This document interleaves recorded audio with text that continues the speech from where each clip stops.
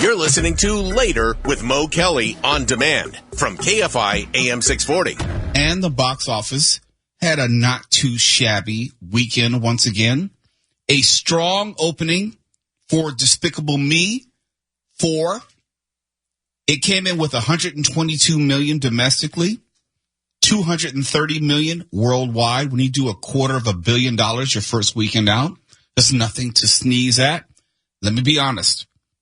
I personally have never been a fan of the Despicable Me franchise. It's just me. It doesn't appeal to me. Also, I don't have kids, and it doesn't seem like it has a lot of adult humor. It's just more like just for the kids. Am I wrong, Twala? No, not really. I mean, the first ones and early on, it did, but I think the creators of the franchise, they leaned more into the fact that the kids liked the It's So Fluffy Girl and the Minions and things like that, and they made it more for kids as it developed. So you saw Despicable Me 4. What do you think? Yes, I saw Despicable Me 4, ... Please don't make any more. I saw really? Despicable Me 4, ... has jumped the shark. I mean, man, this film, it was just a drag to get through. This film it's a nothing film. It's like, hey, we have to keep kids going to Universal Studios to ride the ride and take pictures with the Minions or something. Maybe it's a cash grab. Maybe they have a new doll coming out this Christmas. I have no idea, but this film was absolutely uninteresting. It is a far cry from the first one, which was, it was fun. The music was good. This one was tough. I mean, it was me, the kids, the co-parent, and we all kind of walked out there like, yeah, really like the first one. Yeah, okay, it was tough. I'm not running to see that, that's for sure. Please don't. Ugh. Speaking of sequels, though, Inside Out 2 is a smash hit. It came in at number 2 this week.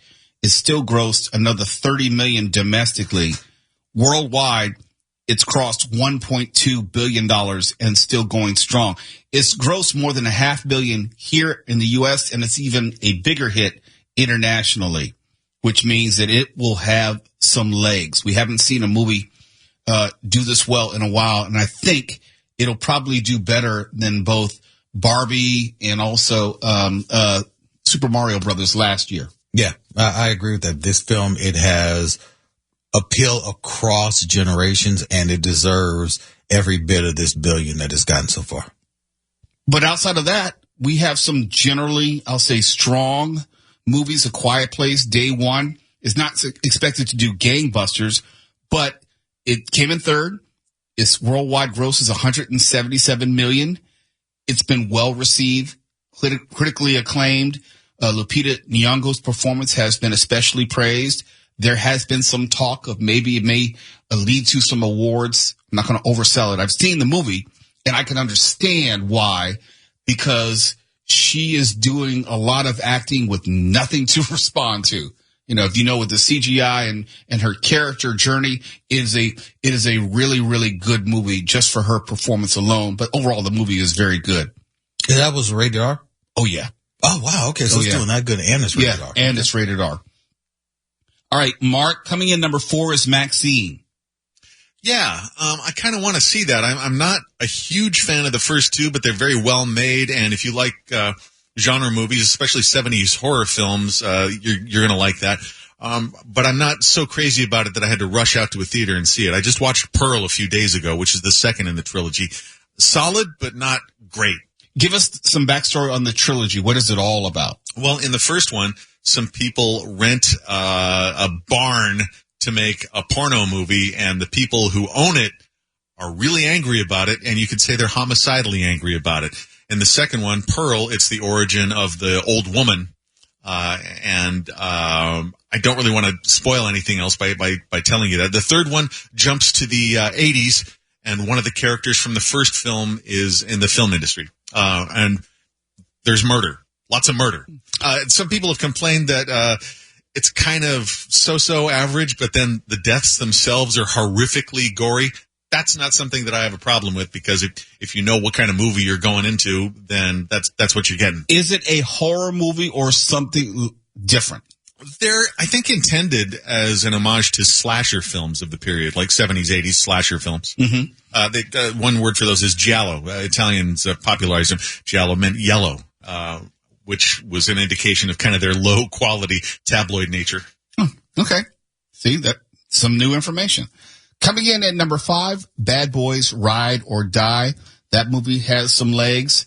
It has crossed 360 million worldwide. I'd be interested to look up and see how that stacks against the other ones, but I expected that this movie was not going to perform as well because, after a certain point, it's a different generation they're talking to. The first one was in the 90s. So, you don't know whether audiences are still going to gravitate to it. I have a question. Is there any scene in the movie, the Bad Boys movie, where Will Smith and Martin Lawrence are in a vehicle and they look at each other and go, ah! 8 or 9. Okay, good. Yeah. Mm-hmm. I'm in. Number 6 was Horizon, an American Saga, Chapter 1. I have no idea what that is. That is the 3-hour Kevin Costner Westner, which is meant to be the first of 4 chapters. And God. It is a horrifying failure. And I've been trying to get to see it, but it's hard to carve out half a day because the movie itself is 3 hours. Then you got 20 minutes of previews and you got to park and drive there. He likes those long ass movies. You think about it, Kevin, like from Waterworld and he just likes those long, dragging movies. I admire that he put up money of his own to get it made, and I want to support it. But like I said, it's just hard to get to it. Well, let's see. It has grossed 22 million. Yeah, I don't know. Parts 2 through 4 seem to be in trouble. Yeah. But I think they might have been finished filming already, so I don't know what's going to happen. I sure hope so. They're probably just going to get dumped straight to streaming, I would guess. Number 7 is Sound of Hope, the story of Possum Trot with 3 million. I don't know what that is. Possum Trot? That sounds so racist. Hopefully it's a slasher movie or porno. One of the two. Or a porno slasher. Possum Trot. Double feature with the old Ralph Bakshi Coonskin movie. Oh, look. Man. Ralph Bakshi, I grew up watching him, and it wasn't until I got older that I could see the messages that he was imparting.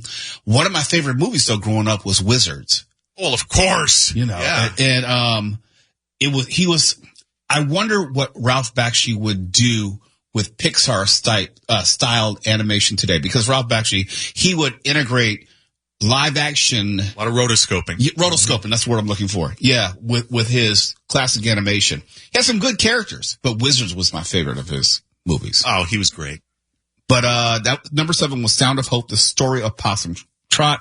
Number 8 is Kalki 2898 AD. What? You're just making up stuff. I wish. Yeah. Came in at number 8. There's no such thing as This is a random word generator. But that's the whole point. That's why the movie industry, I should say, movie theaters have been struggling, because this is what they're having to feature to get people in the theaters, and they're not coming out for it. One movie I did want to see, but I knew I was going to wait for it to hit streaming, was The Bike Riders. I was interested in that because I'm a Tom Hardy fan, but I didn't expect it to do well. It's only grossed 30 million, obviously underperforming, so it should be on streaming by tomorrow. Yeah. That's what I predicted when we talked about it a couple weeks ago. It's worth seeing, though. Okay, good. Here's something else, Mark, you may appreciate before we go to break. Coming in at number 10, The Fall Guy has jumped back up from 19 to 10 for some reason. And there's no accounting for taste. They're promoting the heck out of that film in every way they can. Social media, on the streaming app. They're invested in this see it in theaters thing. And I don't know why. I don't know what the deal is, but the promotion for it is back. They actually showed a trailer for it when we went to see, what's it called? Well, it grossed 870,000, and from what you're telling me, Twala, it sounds like they spent more than $1 million. So I don't know how much that is helping. Wait, so what's the total for The Fall Guy?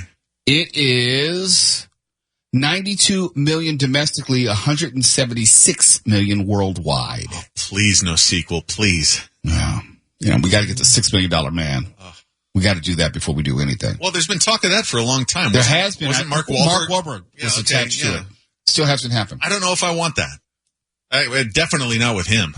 Well, You can't do $6 million nowadays unless it's a period piece. No, it'd be, well, if they took it back to the 70s, that could be kind of cool. Yeah, it would have to be $6 million Man. Well, it would be a comedy if it was a $6 million Man movie now. The only way you do a $6 million movie now is if it stars Will Ferrell. Yeah, look at this low-rent cyborg you got for $6 million. And he would be the one to do that type of treatment like he did with Land of the Lost. And yeah, he would turn it on its head. I would love that. That I'd go see in a heartbeat. I would.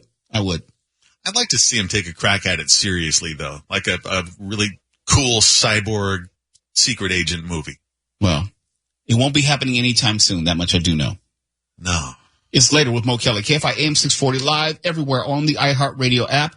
Dying Time is here. When we come back, we're going to tell you about this old bit we used to do on the Mo Kelly show called Dying Time, where the Darwin theory wins out. You're listening to Later with Mo Kelly on demand from KFI AM 640. Ladies and gentlemen, boys and girls, Dying Time's here. KFI AM 640 is Later with Mo Kelly. We're live everywhere on the iHeartRadio app. And every once in a while we miss a story. And this story I'm going to tell you about happened a while ago. But this guy, a self-styled engineer who was called himself the world's greatest daredevil, originally died when he tried to prove the earth was flat using a homemade rocket. And it was filmed for a TV series called Homemade Astronauts. Far be it from me to tell anyone what to do in their garage or backyard, but there's some things that are not suited to be constructed in your garage or backyard. Rockets, one of them. According to the footage, in a horrifying twist, the parachute of the 64-year-old's rocket appeared to malfunction mid-flight, causing it to crash back on Earth. Mad Mike, as he was called, tried to ascend up to 5,000 feet, but instead, the audience below watched in horror as the rocket crashed near Barstow. Hughes and his team had built the homemade rocket, as I said, in his backyard at a cost of $18,000. There are certain things that you just don't try to cut corners and save money on. Rockets would be one of them. Well, CBS News has confirmed Daredevil Mad Mike Hughes died after his homemade rocket crashed shortly after takeoff. It happened at a private event in the desert near Barstow. Sources say the 64-year-old was using the rocket in an attempt to get as close to space as possible. His empty parachute is seen falling to the earth. Hughes was ejected from the rocket and he fell to his death. Do you guys remember, I know Mark does, but I don't think Stefan does, and I know Elmer has no memory of this. Do you remember the movies, the VHS tapes, Faces of Death? I knew you were going to say that. Yes, explicitly. Very well, I remember them, yes. They were such a big deal back in the day because the whole idea of capturing death on tape was so beyond. It was incredible. It was, but some of those were phony. Some of them were, but not all of them. Not all of them were phony. Some of those car accidents, from what I remember, were real. Yeah, if you wanted to see a snuff film, there was a little real snuff in there, but some of it was really obviously laugh-out-loud fake. But they were banned from a lot of video stores. I don't know if they were formally banned, but a lot of video stores wouldn't carry them. But now, this would be just like Tuesday on the internet. Have you seen those like parkour videos, the fails of people parkouring? Those are tough to watch. Those give you a little, whatever they make you clench up. I'll say that. They deserve everything that happens to them. But my point is, I want to see the footage of this guy who was trying to prove everyone else wrong by demonstrating in his homemade rocket that the earth was flat. I don't know if he had like a Fisher-Price camera he was trying to take up there with him because he was trying to cut corners as well. I don't know, but it all ended badly. Since it's going to be a part of the series, Homemade Astronauts, it's only appropriate that, he died. Well, I mean, you said it when you said homemade rocket. Therein lies the deserving of death. When you go up in a homemade rocket. I mean, there's nothing wrong with a homemade rocket so long as it's not meant for people. I've done a rocket in my garage, shoot it off like the 4th of July, that type of thing. Something like that. Science project? Absolutely. Yeah. You getting in something as if you know better than the engineers at NASA or anything. And no, I'm sorry. No. Can't put wings on a car and think you're about to go to space. Now, since you mentioned Faces of Death, I should just point out that pretty much that's what Reddit's for now. I know, because they post everything there. Yeah, and some things you're right in the middle of watching them when you realize, oh, I didn't need to see this. I'm barely willing to get in a car which is made for $18,000. Okay? So but you're not going to like put helium balloons attached to a lawn chair and see how far you can get? Look, $18,000 in today's money is nothing. Nothing. We're talking like rivets. We're talking about like 1940s technology for $18,000. And you put your life and eventual death in that thing? Now, I of know course where he got the idea. He had to have watched Fast and the Furious, I believe it was 7, when they put a rocket on the Pontiac. The Fiero, and they took it to space. So that has to be where this idea came from, but that's still a stupid idea. I'm trying to think, if you are knowledgeable enough to fabricate some sort of rocket device, somewhat knowledgeable, shouldn't the question in your mind be settled as to the spherical nature of the Earth? If you have a modicum of engineering capability, you would think through all the science that you studied on some level that it will be a foregone conclusion that the Earth is actually spherical. But no, you're going to put together an $18,000 rocket, try to fly it. Oh my goodness, it failed. Imagine that. And then you died, all for the purpose of a TV show, which is going to be shown around the world. Irony. No, this would be shown across the world, according to flat earthers. All this technology, and we can't even agree on the simple stuff. I'm not even talking about the moon landing. That's a different discussion for a different day. But the spherical nature of the Earth, people are willing to die trying to prove that the Earth is flat. You deserve everything bad which happens to you. 100%. Just think about how many problems just a little more education would solve, especially in the United States. We don't appreciate education. No, we denigrate it and ridicule it. Yes. Education? Who wants that? Who wants to be smart? Who likes science? Look, when you have individuals that are actually running on a presidency, which is saying that they want to do away with the Department of Education. Oh, what do we need that for? That lets us know where we're at. Well, we're an unserious nation. Yeah. That's all. I can't take you seriously if you're running on a platform which includes eradication of the Department of Education. Talking about American exceptionalism. We don't believe in school. Stuff like that. Well, I don't know about you, but I always kind of look askance at somebody who's not very well educated telling us that education's overrated. Irony. It's later with Mo Kelly. KFI AM 640. We're live everywhere on the iHeartRadio app.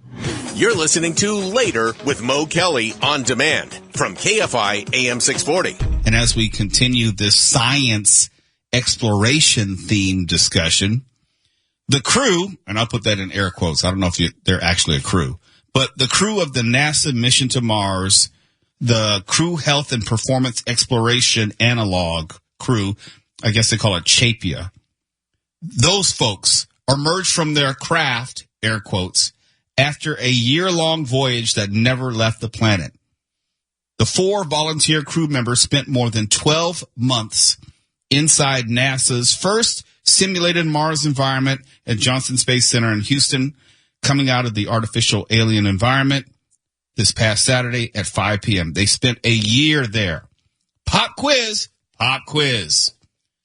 Anyone want to take a guess at how much they got paid for staying in solitary confinement of a different kind for a year uninterrupted? This sounds like a Twilight Zone. Remember the one where the guy couldn't talk for a year? Yeah, I do remember it. $800,000. Mm-hmm. $800,000? Yes. For each person? Each person. They each got $800,000.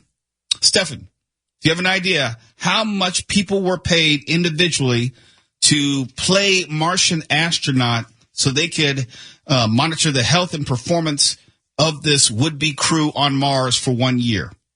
I'll say 250,000. 250,000. Mark Ronner, do you have a guess? $500. $500. The person who's closest is Mark Ronner.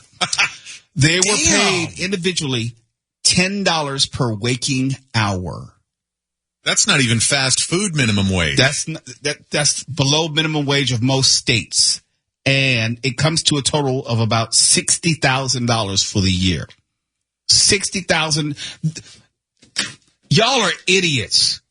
$60,000 to isolate in that box in Houston? $60,000. Oh, man. No. And you have to stay within a very small, confined area of this habitat that they're creating. I mean, yes. Jesus, man. They're simulating Mars, right? So the conditions had to be really rough. Had to be cramped.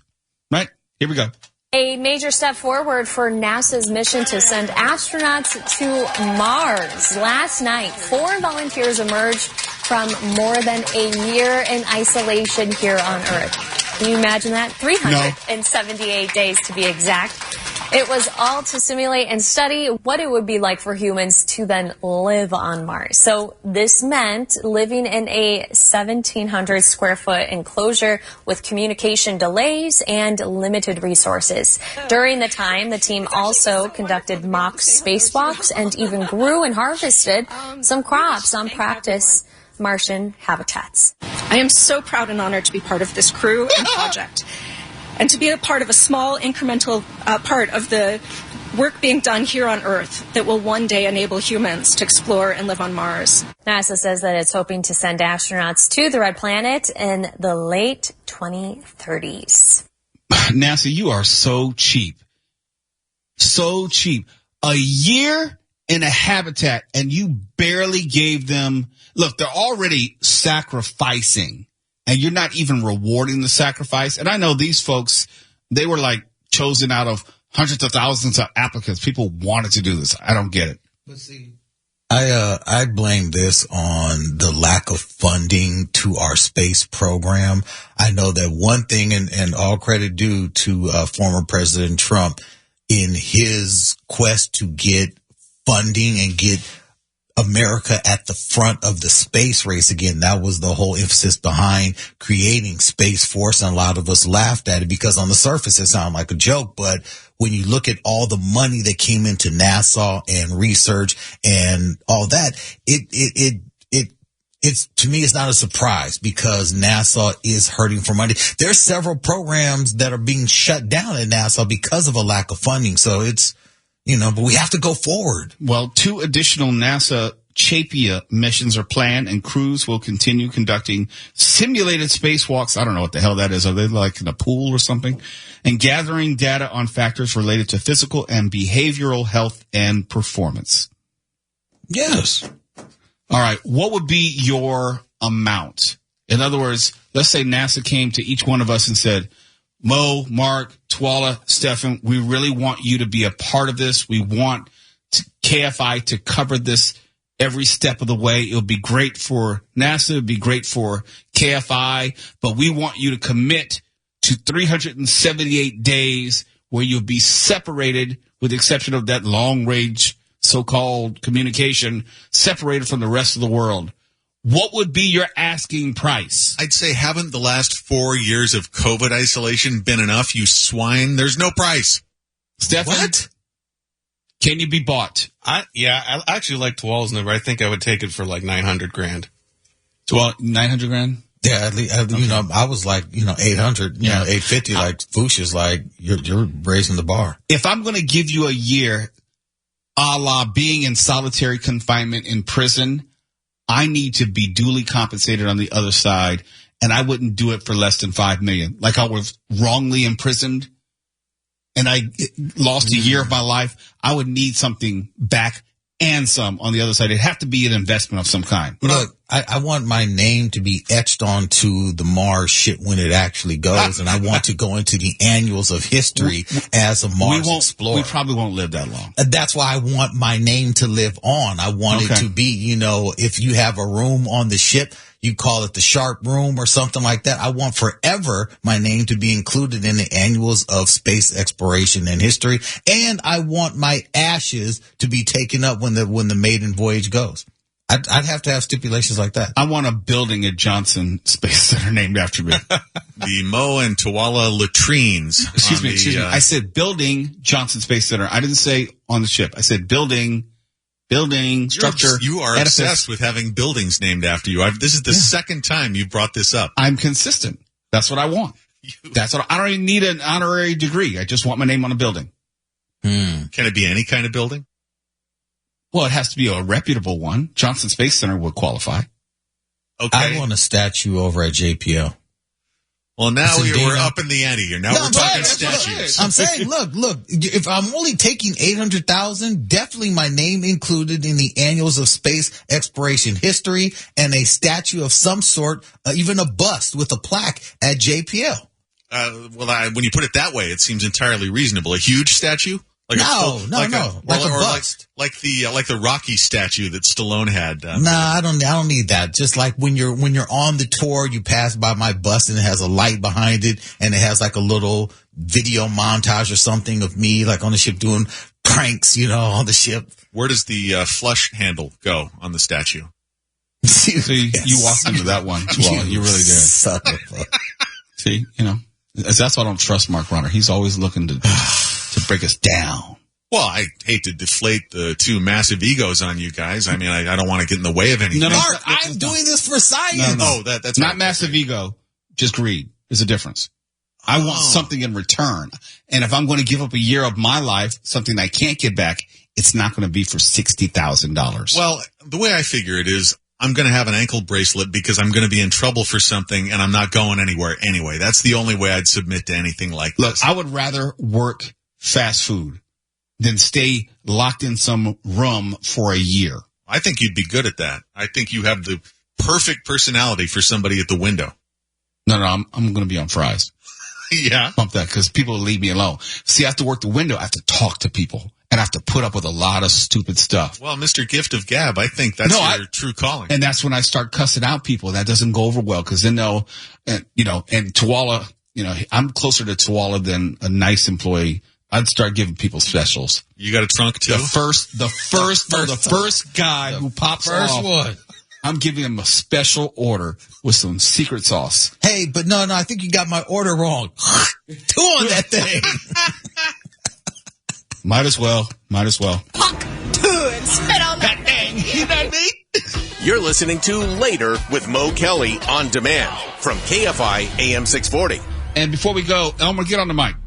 You're relatively new here to KFI. You've been working in a technical director capacity. So tell us about yourself. Where are you from?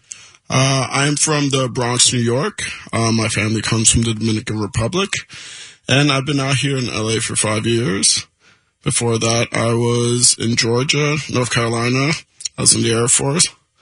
And I like working on films as a post-sound production sound designer. All right. Now, do you speak any Spanish? Sí, fluently. Fluently, wow. Yeah. Yo tengo que practicar más practicante. Practicar conmigo. El mejor español. Oh, perfect. Yeah, no, I just not did quite. all of that. But when did you come to LA? 2019. Okay, so right before the pandemic. How did that work out? So I had like the best year ever, and then the pandemic hit. I was like so excited to be here, and then I was sequestered to my room for like 2 years. Oh man, that must suck. Yeah, but like I knew how awesome it could be once like we got out of it, so like I had no reason to move.